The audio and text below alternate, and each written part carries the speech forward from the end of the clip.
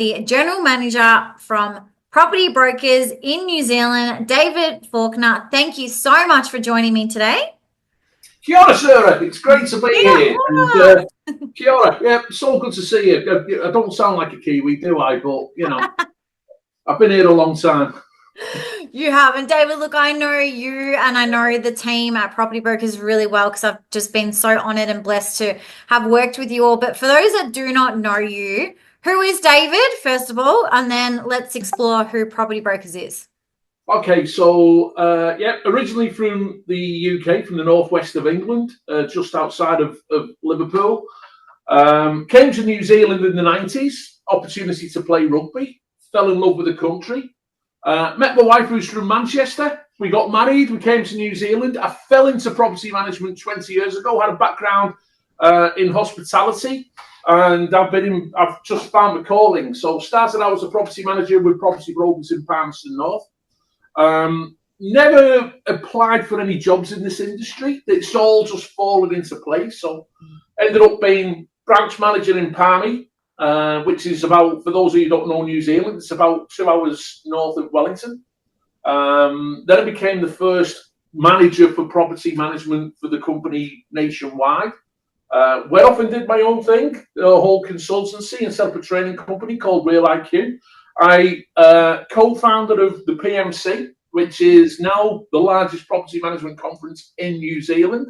Mm-hmm. Property Brokers asked me to come back 3 years ago, so just had my third anniversary being back at Property Brokers, and just absolutely love the industry. And 3 kids. One of them is actually working in build to rent in Manchester now, so chip off the old block, which is pretty cool. Yeah, very cool. And I've had the pleasure of meeting one of your sons and your lovely wife, and you're just all such beautiful people. And I think, if anyone listening today hasn't been to New Zealand, get over there, because just the people over there, just, I can't describe it, but everyone is just amazing. And I think, David, that just flows into what we want to talk about today, and that's the community aspect. So one thing that was very dominant from when I first started working with your team was your values and how involved Property Brokers is in their community. And you see that everywhere. Like, you drive around New Zealand and you just see Property Brokers everywhere and how involved they are. So what are some of the core values that the property management team and Property Brokers really withhold when it comes to the service? Well, I mean, the values are massive to us, and one of the challenges any company has, Sarah, I suppose, is as you grow, and Property Brokers hasn't strategically gone out there with the aim of growing it. Growth has just happened. You have these values which were founded when the company's now coming up to, I think it's about 38 years old, and the values are on the back of the business cards. There's 5 of them, and they're ingrained into us. And so when people come on board, you're recruiting, you're looking for people who meet those values. We're very much community focused. One of the values being is that we're here for our clients and our community. We want to see the communities thrive. And once you look after those communities, I'm a big believer. It goes back to things such as How to Win Friends and Influence People, a very old book written by a guy called Dale Carnegie, which was nearly about 100 years old. And in there, there's a quote: people do business with people they like. And if we're looking after our communities, we're doing the right thing. The community's going to look after us. And everywhere we've gone, we've always given back. Yeah. It's a really big thing. And, you're never going to please everybody in life. And there's always going to be aspects where you do get things wrong. But our company has grown, I believe, really, because where we've gone, we have impacted communities in a positive way. And so that's ingrained into the team, Sarah. Yeah. And look, I want to just say some examples. You've done a giveaway. You guys gave away a brand new car. Let's just let's acknowledge that. Yeah. You've done recently, it was a grocery for a whole year. Is that another one? Yep. You've also done rewards for tenants in tenants. Yeah, yeah. Top 10. That's probably my favourite campaign because we're not looking at they paid the rent on time to keep the place tidy. It's not about that. Mm. What we're doing, we're looking at tenants who are actually they're living the values to us. Mm. They're in the community. They're giving back. Yeah. So, for example, the person who won top tenant this year, doing a lot, particularly in Maori communities and more impoverished communities, helping teach how to grow their own veggie gardens, going into school. Just fantastic stuff like that. And it's you recognise them, and it gives a real nice feeling amongst the property managers as well, because this job can be, as there can be a fair amount of conflict in it. So it's good to be able to do something really, really positive. I mean, like tonight we start what's called the Super 7 series, which is just a 7K fun run in Palmerston North. We sponsor it. There'll be 2,500 people taking part in it. Wow. We do a race to the brewery, all about the Tui Brewery. It's a fun event. Money all goes to local charities. We're the principal sponsors of Relay for Life, which is a cancer charity. So we do a hell of a lot, Sarah, and you do feel good about it. Yeah, it's so evident. And I think with all of the work that everyone does that, works within the team at Property Brokers, it's evident that you can see that trust that is quickly established, and I'm sure that has contributed to such big organic growth for Property Brokers. Because you guys, I mean, in terms of management numbers, David, I would say you guys are probably the biggest organization in New Zealand, right? Because you're not a franchise. Well, I think Barfoot's beat us, but I mean they've got a much bigger population than what they're dealing with. They're in that what's called the Golden Triangle. We will not go into the cities. We're purely provincial focused. Yeah, we've got a really good business model. A lot of it is around driving rural sales as well. But you go into these small towns, and what I think the advantage, it's hard to explain to people that not being a franchise is an advantage. It really is for us. Because what we can do, we're collecting all this data. It all comes through our trust accounts in Palmerston North, where our head office is. So we can see everything of what's going on. We can benchmark it. You're not dealing with different franchise owners who may be reluctant to share particular data. Yeah. We see, control, and own all of that. And we've got 8,000 odd properties that we're managing. And with that, you've got over 500,000 financial transactions being made every single year. Way more than what happens in sales. And because it's small elements of data, you can develop a predictive model of property management. And we're only just learning to use this data. I mean, I've never been so excited about the future of property management. Yeah. With automation, AI coming into it, there's got to be risks and challenges. Yes, there's got to be regulation of it. But so far, it's only helped us run our business. I saw under the hood when I was up there last year, and I was so impressed. I haven't seen any organization be able to collate as much data as you have and being able to then look at the trends, and that will help you with sustainable growth, because a lot of businesses just look at growth and they have the ebbs and flows. But because of all the data that you guys are collecting, what you're going to be doing with it is going to help you with just that sustainable and really help you and assist you scale. So I'm really excited for you guys, and the fact that, you said you're new to it, but that's okay. You're getting onto it now, and there's always new emerging trends when it comes to data, but you guys are embracing that, which I really love. So where do you think or you envision that the data is going to help Property Brokers with shaping the future for the property management division? Yeah, so there's 2 or 3 ways that it's going to help improve.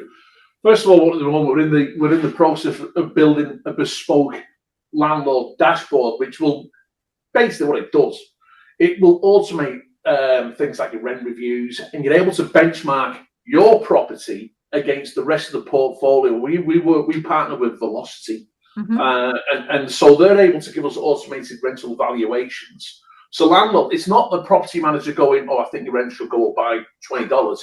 This is what market rent is. This is where your property is. The landlord still decides, and they may not decide that they want to increase the rent, but it's taking away emotion out of some of the decisions. And sometimes, property managers, the best intentions, Mm. they can empathise with tenants who they're dealing with, and they don't want to generate the rent increases. We're not here about, sucking as much rent out of tenants as we can. We're not about that. What it's about giving accurate information to landlords and investors so they can make better financial decisions. Yeah. We're almost getting to the point as well, sir. We've just done this exercise. We're actually working with Massey University on this. We're benchmarking. We're looking at, and with TAPI. So we're doing a 3-year project on maintenance. So we're going to be able to predict what maintenance needs to be spent on properties and when. Mm-hmm. We now know the average age of our properties. So the average age of our properties are 53 years old. We know that these properties will need retrofitting over time. We're looking in ways about measuring emissions. Mm-hmm. So we know that we're using 7 carbon tons per year per property on average. Yeah. So this is property management of the future, where you're actually able to provide all this information to a landlord. It's data driven, and it's going to help them make better financial decisions. Yeah. And then the property manager becomes almost like an asset manager. And we can identify when a property needs to be renovated and then look at project management. That's my vision. We've got a long way to go, Sarah, but that's how I see property management in the future.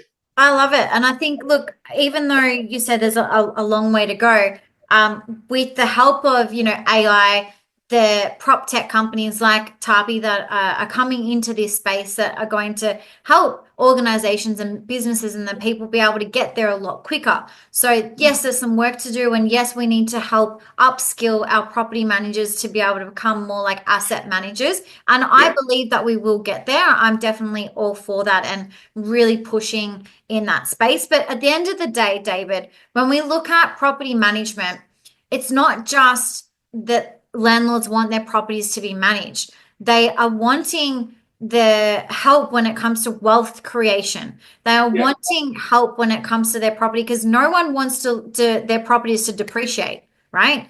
However, we are very reactive in property management, and that's one of the things that you mentioned off air was that you wanting to see more in the space where we are proactive. So looking at, okay, how do we help our current clients create more wealth? How do we help our clients save money? How can we help our clients look at, okay, if they want to, let's just say, buy another property in 2-3 years' time, what can we do to help them? Who do we need to introduce them to?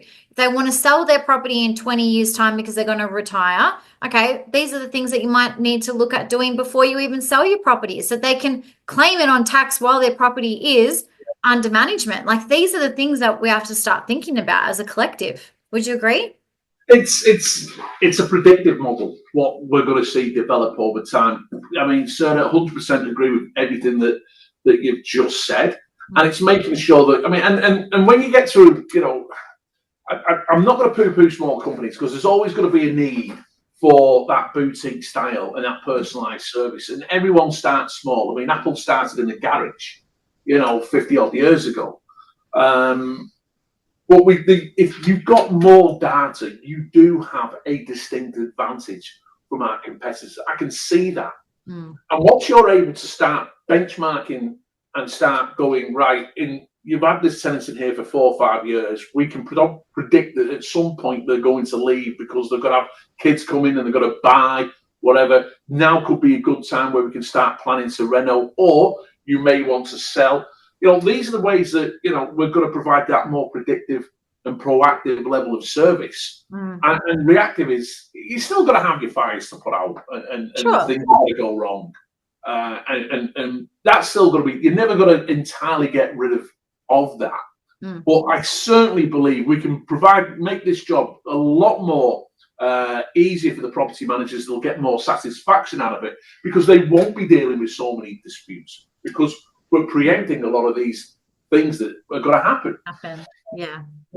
Yeah, for sure. So then let's look at, okay, so in the future, we've got a lot more things automated. We're using data to really assist our clients.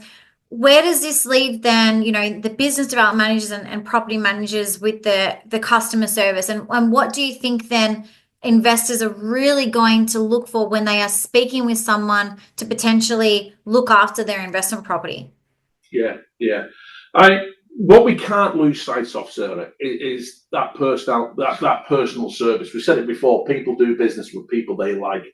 So you're using all that information to you become the expert and the go-to person. But you've still got to have that relationship and get to understand your clients and find out what is your motivation. Are you just going to go overseas for a couple of years and you want your asset looked after? Or do you want to grow your portfolio where it funds your retirement in 10, 15, 20 years' time? I can tell you now, the vast majority of our clients, I'm sure the statistics are the same in Australia, I'd say about 90% of our clients, so 85% of our clients have probably got no more than 2 properties. Now, I'm sure that they want to get further and further ahead, but we're not learning a way of coaching them and advising them on how to get to that next step.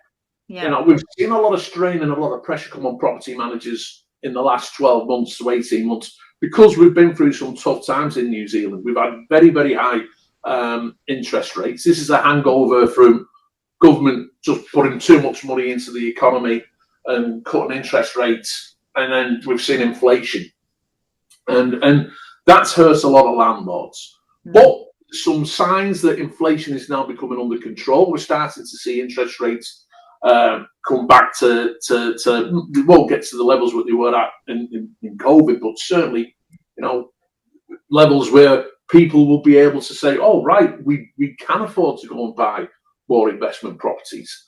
So I suspect that, you know, we're going to start to see more activity. And again, we go on to the fact that we've got to preempt that. Our BDMs have got to be talking to the landlords. It's not just, you know, they've got to share that information with property managers and vice versa. And likewise with sales as well. I mean, where we do fail as an industry is the sales which will happen from our rent roll. We don't know where they go to and who buys them. So that's the type of stuff that we really want to drill into in the future. And so lots of exciting things going on. It is exciting. And what about then in terms of the shift that this will have culturally? Because, you know, New Zealand is about looking at opportunities for the people there, whereas we're seeing a lot of agencies offshore particular activities.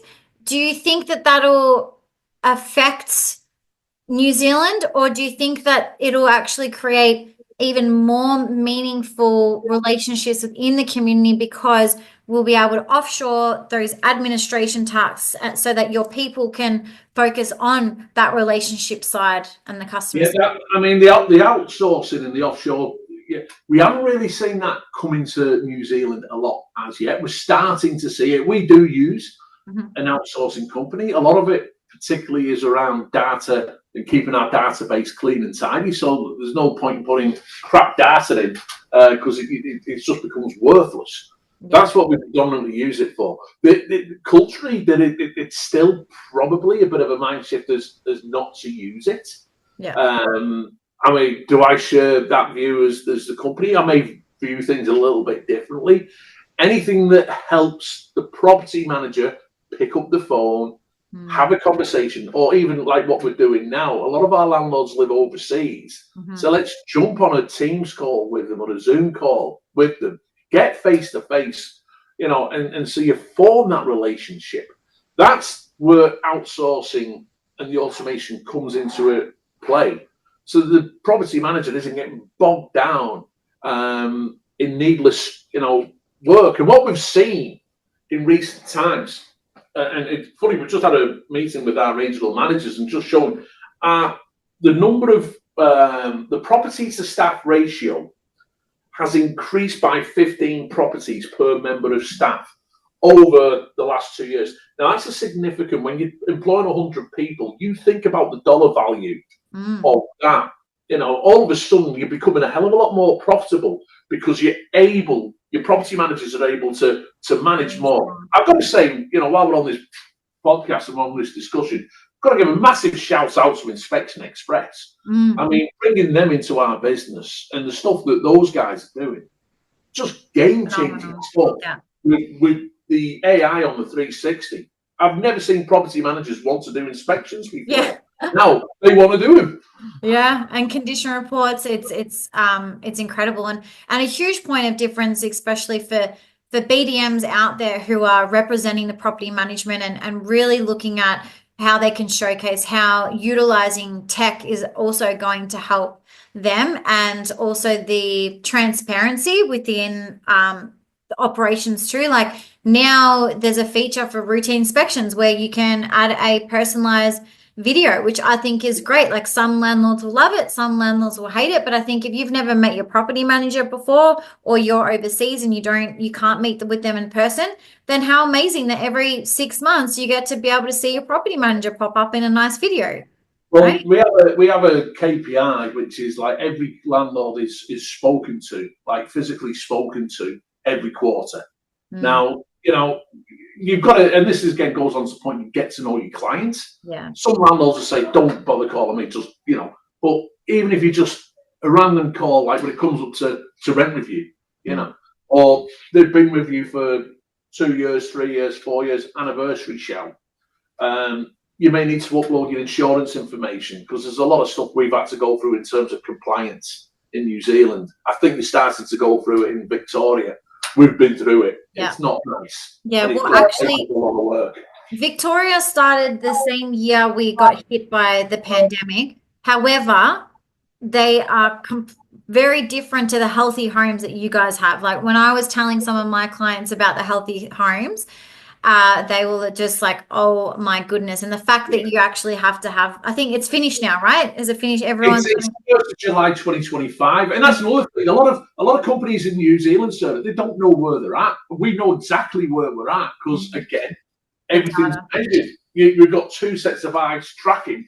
We're going to have to let some landlords go, unfortunately, because you can see not all of them are going to get there, and some of them just don't want to get there. But then that comes into that relationship with your consumer. Like, well, look, if you're not, what are you going to do? Why don't you sell it? You know, and they're the type of things you can do. Healthy homes has been very, very problematic. I think it was a well-intentioned, like a lot of things from our previous government, well-intentioned, ideologically driven, but not practical. Yeah. Where I think we'll end up going, and this is where we've gone down this measurements of emissions, and we know that we've got an old portfolio in terms of the age of the property, is the retrofitting. And at some point, you know, and I'm not the type of person who's going to adjust stop oil or anything like that. I can just foresee where we're going with an industry. Yeah. And every industry is going to have to play its role on reducing emissions, and we're no different. How do we do that? It's make the houses that we manage more energy efficient. There's benefits. The benefits are all around. The benefits for tenants in terms of it's cheaper for them to run the properties, but also the health benefits and benefits long term for the environment, and the owners are going to have assets which you would think are going to be worth more money with less necessary on just ongoing maintenance. They're going to be in better condition. That's what I foresee the industry going, Sarah. Yeah. I love it. And I think what I also love, David, is the fact that you know the average, how old the average homes are that you manage. I would question that there's probably a lot of listeners today, whether that's BDMs, directors, or property managers, that would have no idea. So an encouragement is to get to know the properties that you manage and start being proactive with your communication and how you're helping your landlords. But David, I just want to, while we're here, I want to congratulate you and Property Brokers team, because you've had a phenomenal growth. You've had awards, so many awards that you guys have won, and you've been finalists for awards. You know, BDM's hitting PB months. And what do you think is happening? Like, what's with the success and what's going on? Well, this isn't just you know, people are going to listen to this and think you told me to say this, but having you on board and providing that coaching, they loved it. And the other thing that when we had you on board, it developed a bit of a community feel with the team. So they're starting to share ideas off each other and looking at who's doing what's working. And we want to make sure that everyone's contributing, because, you know, I think you pointed out 1 or 2 of them are sharing a lot of information but they're not getting anything back from anybody else. And once you start, making sure you have that accountability, it works really well. As I say, we're not perfect. We don't have a really good CRM. That's something that we've struggled with in New Zealand. We're getting one built at the moment. So I couldn't actually stand here and on hand on heart and tell you what the conversion rate of listings, appraisals to managements. I should be able to do that. I think just why we've had the success, first of all, it's the passion. I like to think, and you see in the culture, we're a very close-knit team, and we've all got each other's back. And, we believe very much in what we're doing. The community aspect really does help, though, because people, when they start seeing you working in the community. So, for example, look, I coach my son's cricket team. I used to coach my daughter's football team. I'm a crap at football. We get involved in all those different types of things. It's not just a token gesture or virtual signaling. We believe in the communities that we operate in. Yeah. Well, I can testament to why you guys are doing so well. It's because everyone does embody the values of property brokers. I think that was the first group that I have mentored that all knew off by heart what the values were for the business. And that in itself just goes to show that you've got it right from the top, David. And I know that you've been so heavily involved in that change and that growth, and you can see how much respect everyone has for you and Sonia and all the other leaders, and just the passion that they have, the genuine care to help people.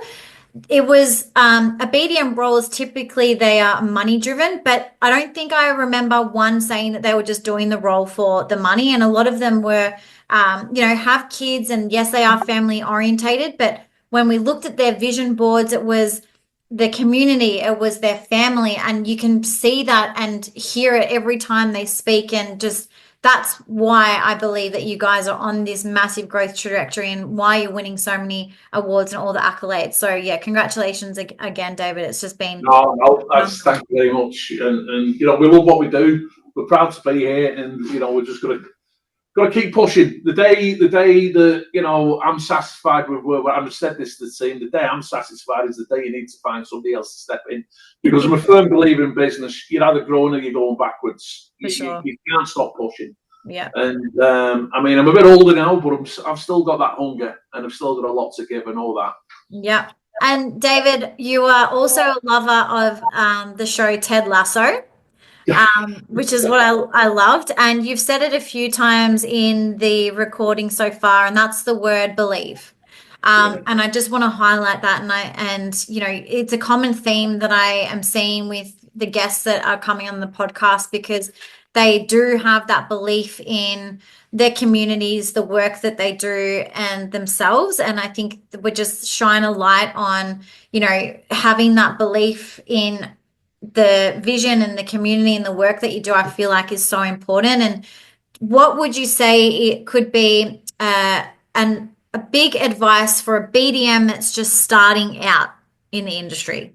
Yeah, well, we've got a fantastic lady. I'm going to give her a shout out here. It's Abby Blaine, and she worked up in the Bay of Plenty, the Papamoa, Tapuki region. And when this is 3 years ago, I met her.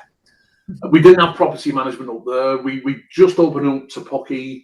We've got a very small Papamoa real estate branch, and somehow I convinced her into coming on board. She gets going. It's a slow burn, but she just kept going. She was consistent. She never stopped believing. She had time to go away and have a baby. She's just come back from maternity leave. And again, she's just consistently doing the things day in, day out that matter. The phone calls, the coffees, the feed in the pipeline. She's getting on video. She's making small little bite-sized videos. She's giving commentary. She's becoming that industry expert. It's just the tasks that she does. She's consistent. She's tenacious. Now and again, I'll check in with her, make sure, because you've got to get your quiet months. You may get 2 or 3 quiet months, which she's had, But, she did an investment night on November, and we filled it. We had the mayor from Tauranga was down there. He's a former gold medalist rower. And we're putting up, and she just had a record month after that.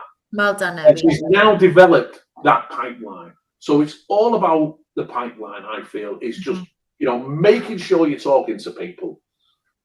Minimum 10 calls a day, get in front of people every day, have a coffee with someone, because, it could take them 18 months before they actually sign business with you. But if you keep in contact with them all that time, they've got to go to you because they trust you.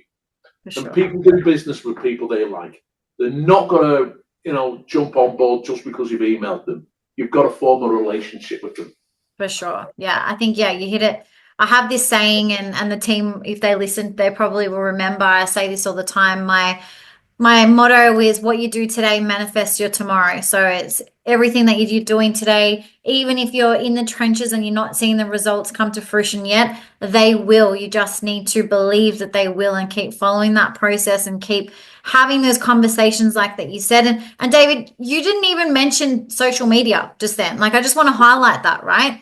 And Abby does show up, and she is showing up really well now, but she's actually actively getting in there, doing other things which your team know about the ecosystem. So there's multiple different ways to grow and to scale. And Abby is just doing all of the right things consistently that help her and have helped her have a PB month. So I think that's well done on doing that. So yeah.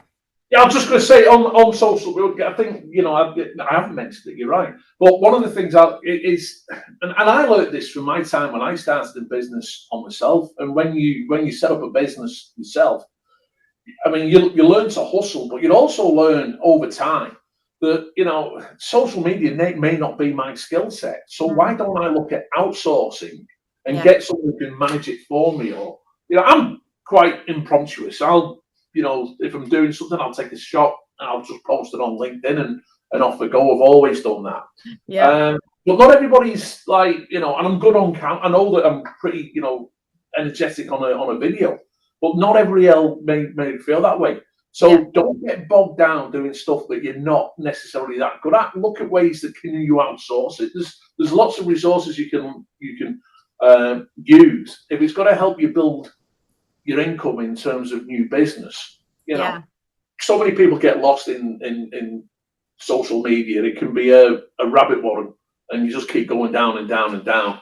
So yeah, I think that's so important to recognize too, because my belief is I believe that BDM should be showing up on social media. You know that, David. However, I think that not everyone is going to have that skill set to dominate the marketing for social media. So unless, I would say the BDMs or the directors are going to invest in training specifically on how they can dominate social media, and if they have the time. If not, then outsource it, because the ROI will be worth it more than them doing it, perhaps not getting it right. Because now I say I don't look at social media as just social media. I look at it as digital marketing, and that's just how I use it. So we have to treat it as such with team members and BDM. So one video I loved, David, was with you and Tracy, because Tracy was a bit hesitant to get on videos, and you visited the pie shop. What's it called? Fat Bastard Pies in Invercargill. And she got on and she did a video with you when you guys visited the pies, and it was just great. I loved it. And it's got to be engaging, hasn't it? You've got to, that's why we did the Mickey take with you about me pronouncing your surname wrong all the time. And, little things like that. You've got to be prepared to, don't be afraid to make a fool of yourself. Be genuine. I think, if you're on, you're right, it's digital marketing. It is. But if you're on social media, don't try and be something you're not. Be you. I can't get that across enough. And again, just going back to everyone in the property brokers team, you guys do that so well. You really are, from seeing you all online to then meeting you all in person, it was the same. And I think that's when you've got it right, is when that happens. Yeah, that's good.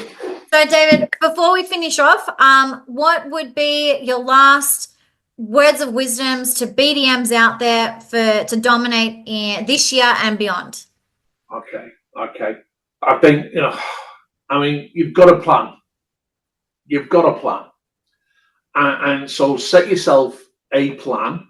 Look to get advice from other people. Lean on the likes of Sarah, who's outstanding at what she does. Having a mentor is a great idea because it holds you to account. If you plan, set your goals, your SMART goals, so you can measure them. Review what you do on a quarterly basis. So have your quarterly milestones to see how you're tracking. If things aren't working, change your plan. Do something different. But don't sit there expecting things to happen. Don't play a victim. If just you've got to have this mindset.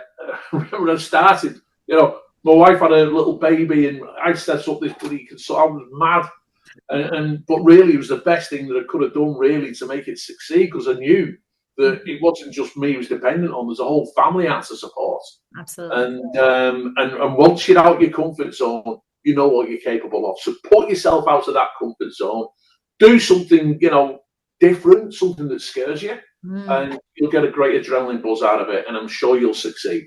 I love it. Thank you so much, David, for coming on today and sharing your words of wisdoms. And just again, I just want to highlight that if anyone listening and you get the opportunity to go to PMC, which will be in October this year, please get over there, because David and the team do hold a magnificent event. I'm looking forward to seeing you all again in New Zealand. And David, you're just such a phenomenal person. So if anyone wants to have a chat with David, please reach out, because it'll be worth every second of your time.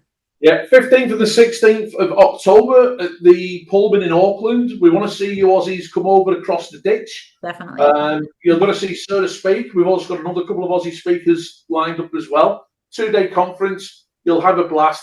Can't wait to see you there. Thanks, Sarah. Thanks, David. And for all the listeners today, keep rising.